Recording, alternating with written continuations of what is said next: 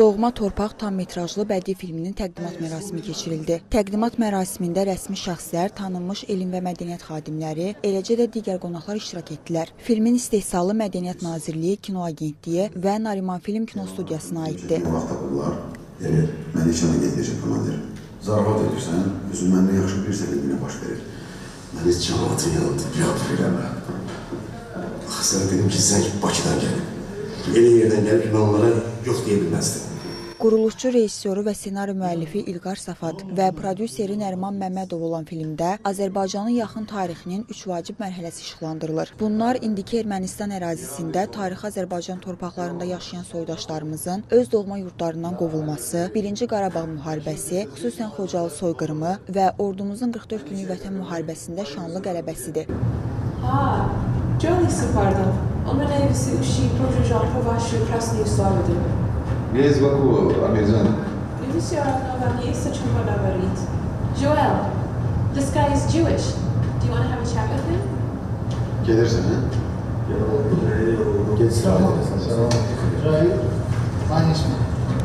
Filmin çəkiliş prosesi 5 ildən çox davam edib və layihəyə 1000-dən çox insan cəlb olunub.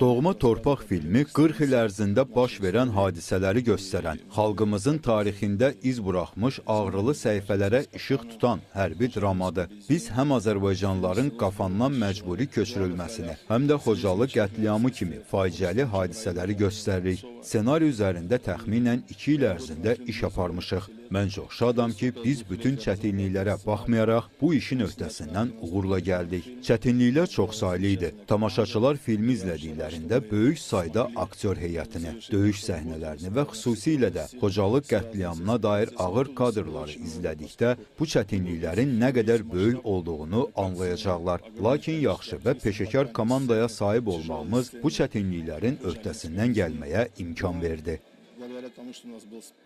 Filmdə əsas obrazları Rüstəm Cəbrailov və Alina Varantsova canlandırırlar. Xalq artistləri Hacı İsmailov, Məbud Məhərrəmov, eləcə də aktyorlar Azər Aydəmir, Qorqud Cəfərli, Rəşad Səfərov, Eldar Bağırbəyov, Əjdər Zeynalov və başqaları da filmdə rol alıblar.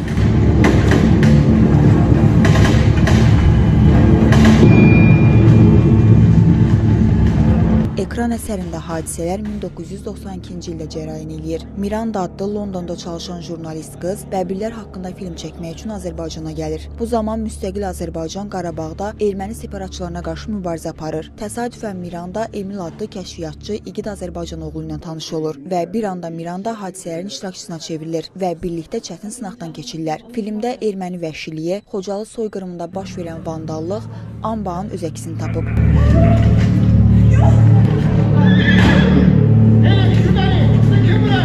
Filmdə çəkilməyimin əsas səbəblərindən biri elə filmin adı olub. Çünki torpaq, vətən müqəddəs bir məhkumdur. Bayraqları bayraq edən üstündəki qandır. Torpaq uğrunda ölən varsa əgər vətəndir. Yəni torpaq yoxdursa vətən də yoxdur. Və böyük məmnuniyyətlə mən burada çəkilmişəm. Mən burada rolum o qədər də böyükdür.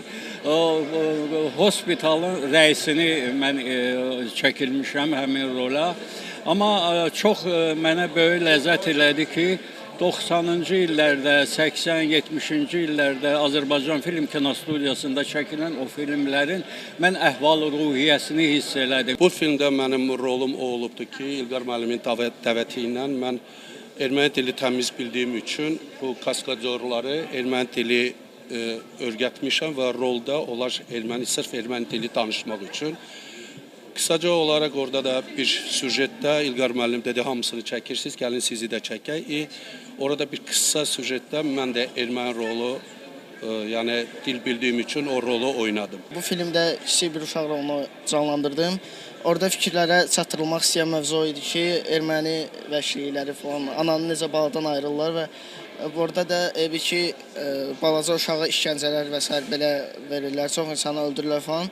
Çəkiliş zamanı hava temperaturuna görə çox çətin idi çəkiliş eləmək, çox soyuq idi, amma bir o qədər də maraqlı idi yəni.